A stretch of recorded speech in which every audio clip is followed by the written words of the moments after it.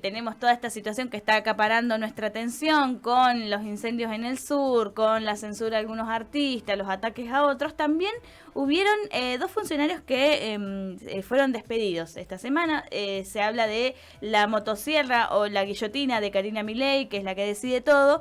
Estamos hablando de Sonia Cavallo, la hija de Domingo Cavallo, que estaba trabajando en la OEA, en la Organización de Estados Americanos, y la de Mariano de los Heros, que estaba enfrente del ANSES. Para entender un poquito más qué es lo que está pasando y por qué de repente empezamos la semana con estas... con más cabezas rodando. Exactamente, la guillotina afiladísima. Le damos la bienvenida a Pablo Lapuente. Él es periodista, está acreditado en Casa Rosada, trabaja en Letra P, y te agradecemos, Pablo, por tu tiempo para Radio Estación Sur. ¿Cómo estás? Bienvenido.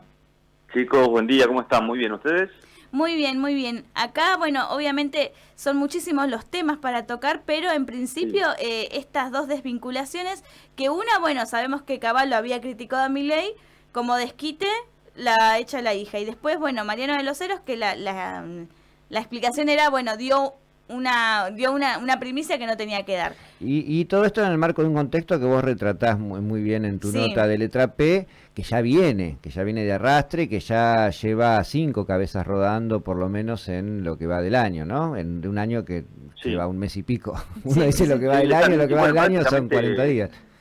Es récord, ¿no? El número ya lleva, bueno, seguramente nos faltará demasiado, al menos por los anticipos que venimos haciendo, de los funcionarios que podrían llegar a 100 desde que comenzó la gestión, desplazado por decisión directa de Karina Milei. Es cierto lo que dicen ustedes, hay veces que hay determinados argumentos, como puede ser un funcionario que habló de más, que adelantó políticas que Milei supuestamente no tenía previstas para este año, en el marco de un calendario electoral muy importante, de una reforma laboral, de una reforma jubilatoria sobre todo, que siempre puede traer polémica en sectores más vulnerables, en las organizaciones sindicales, pero también en la decisión de Karina Milei de desplazar a todo aquel que ose de alguna forma criticar alguna de las políticas del gobierno, por caso la hija de Domingo Cavallo, que nada tuvo que ver con las críticas, pero por supuesto que había llegado a ese lugar, a ese organismo,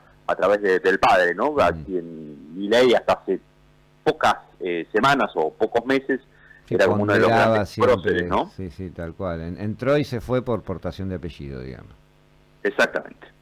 ¿Y qué nos dice esto detrás de los síntomas, diferenciando los casos? Porque es cierto lo que vos decís, bueno, por ahí un funcionario de primera línea que te mete en agenda algo que no estaba previsto, uno dice, tal vez, no sé si la expulsión, pero una reprimenda en cualquier gobierno podría ser lógico. En otros casos parecería haber otro tipo de mecanismo que funciona y que generaba, el título de tu nota es pánico, directamente en las propias huestes oficialistas. Desde comienzo de año, apelando un poco a mi memoria, uno de los primeros en salir eyectado también de su cargo fue el secretario de prensa, a quien no le conocimos la voz durante todo prácticamente su año y medio de mandato al frente de la Secretaría de Prensa, que es Eduardo Serenellini, también en un fuerte enfrentamiento con Karina Milei desde hace tiempo. Se mantenía en el lugar solo por su vínculo, su amistad con Javier Milei, pero está claro que quien maneja la política y quien ordena la Casa Rosada es Karina. Desde ese primer desplazamiento, que lo fueron desgastando, ¿no?, de manera consecutiva desde los últimos meses, los demás funcionarios se guardaron casi por completo. Es muy difícil acceder a la información, es muy difícil hablar con muchos funcionarios, tanto en privado como en público, un poco temerosos de decir una palabra de más que de alguna forma desate la ira o la contundencia que ya demostró la secretaria general de la presidencia, la hermana del presidente, para marcar el rumbo de la gestión, que hay que reconocerle en eso, desde la orgánica partidaria, porque también es presidenta de La Libertad Avanza, una mano de hierro implacable, ¿no? No tiene dudas de desplazar, sea un jefe de gabinete, ya quizás nos olvidamos de Nicolás Pose hace prácticamente un año, hasta un secretario de prensa de su propio organismo. Hay algunos en Casa Rosada a partir de esto que anticipan nuevos cambios, probablemente no sea en lo inmediato para no generar este clima de desplazamos funcionarios de relevancia cada 2 semanas, ¿no? Sí, estábamos viendo, bueno, la semana, hace poquito tiempo también fue el desplazamiento de Ramiro Marra, ahí está esta cuestión de, como decís, de temerosidad y eso. ¿A qué crees que se debe también que este nivel también de cosas? Porque también, por otro lado, vemos que vienen trabajando en conjunto con la provincia, con Pareja, en este armado de cooptar muchísimos funcionarios o muchísimos referentes, intendentes del PRO, que por un lado van cerrando, pero dentro de las propias filas están desplazando. Sí, bueno, por un lado, a la lógica de la verticalidad que tiene este espacio sumamente nuevo, pero muy tradicional a la hora de organizar el poder, ¿no? Nuevamente esto, Karina Milei a la cabeza de un partido, Ramiro Marra ejecutado en términos simbólicos, políticos, por haberse alineado el jefe de gobierno porteño, quien Karina Milei prácticamente hoy en términos políticos, por la forma de conducir la gestión en la ciudad de Buenos Aires, está decidida a enfrentarlo en las próximas elecciones, y por lo que decimos, ¿no? Hay como una estrategia de un sector muy relevante del gobierno de ir cooptando, persuadiendo dirigentes del PRO para que se sumen al gobierno. Eso tiene, de todos modos, algunos ítems interesantes. Uno de ellos es que todos esos acuerdos, todos esos pases se den sin la necesidad de sentarse a negociar entre Karina Milei, Mauricio Macri, presidente del PRO. Por eso muchos dirigentes, desde intendentes, diputados, senadores nacionales e incluso gobernadores, que pasan por la Casa Rosada, no siempre tienen el ok de hacerlo de Mauricio Macri. En síntesis, lo que quiere el gobierno es sumarlos sin que eso sea un acuerdo de cúpulas, de sentarse a negociar cargos o lugares en las listas con Milei, y esperan, por caso, Diego Valenzuela, que es un intendente importante del conurbano en 3 de febrero, que se tiña directamente de violeta, que se afilie de Libertad Avanza y que rompa relaciones con Mauricio Macri. Lo hizo también la intendenta de Capitán Sarmiento. Se anticipan probablemente algunos movimientos más. Quizás hayan visto hace algunos días nomás una foto entre Guillermo Montenegro, intendente de Mar del Plata, o General Pueyrredón en realidad, y Diego Santilli también, ¿no? Demostrando esto, que están dispuestos de alguna forma, o eso se leía, a pasar a las denominadas fuerzas del cielo, bajo esta lógica, ¿no? Estamos en comunicación con Pablo Lapuente, periodista acreditado en la Casa Rosada. Bueno, decías obviamente que también hay una como cierto hermetismo, que no podés decir una palabra por fuera de lo que te autorizan a decir, incluso si estás planificando una cosa que va a salir más adelante, no se puede hablar del tema.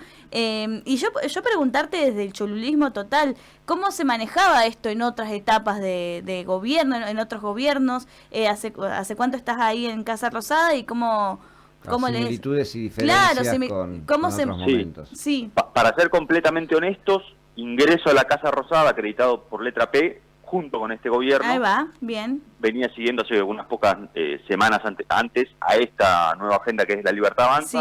Antes lo hacía principalmente como acreditado en la provincia de Buenos Aires, siguiendo a lo que era el PRO, ya el extinto Juntos por el Cambio. Lo cierto es que, por lo que uno dialoga con los funcionarios, con los que ya estuvieron durante el gobierno de Cambiemos y con la propia lógica de la política un poco más tradicional, es muy distinta porque realmente se percibe el temor de muchos funcionarios de guardarse por completo, sobre todo en momentos de crisis como esta, desde que desplazaron a Ramiro Marra, uno de los fundadores del espacio, y eso se nota. Pero también hay, bajo esta misma dinámica de verticalidad de la que mencionábamos más hace algunos minutos nomás, hay muy pocos autorizados a hablar, y cada uno de ellos tiene una agenda particular. Si lo vemos a José Luis Espert, probablemente sea para hablar de lo que sería, no sé, una posible competencia electoral en la provincia de Buenos Aires, y su métier, que es la economía. Guillermo Franco, posiblemente un rol más institucional del diálogo con los gobernadores, pero siempre hay un juego de ida y vuelta entre Santiago Caputo y Manuel Adorni, que muchas veces tiene que salir incluso a desmentir o aclarar muchas de las cosas que dice o el propio jefe de gabinete u otros funcionarios relevantes, así que siempre se cierra más o menos la información o el manejo de esta narrativa discursiva de la Libertad Avanza en pocas personas. Claro. Aquellos que rodean a Karina, aquellos que rodean a Santiago Caputo, el vocero, por supuesto, y no mucho más. Después, bueno, por supuesto, el vínculo directo que tiene Javier Milei con los medios, bueno, de los que sabemos que se mueve habitualmente. Sí, sí, con los voceros oficiosos claro, que actúan desde algunos medios de comunicación, prácticamente. Pablo, la última, al menos por mi parte, en tu opinión, detrás de todo esto que estás relatando, ¿cuánto hay de cuestiones de lógicas de disputa de poder, de caracteres, de características personales, psicológicas, lo que uno quiera decirle, o de una lógica pura de acumulación, y cuánto de disputa de proyectos políticos económicos al interior del gobierno? Se sabe que nada es totalmente homogéneo y se sabe que, o históricamente ha sido así, muchas veces detrás de algunos movimientos hay intereses de un sector que pugna por determinada cuestión, que gana o pierde frente a otro sector. ¿Cuánto crees que hay en este caso de todo eso, o simplemente disputas palaciegas de poder?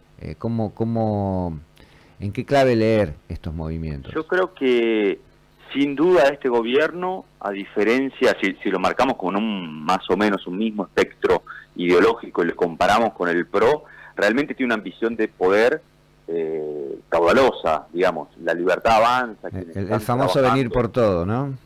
Sí, literalmente es así.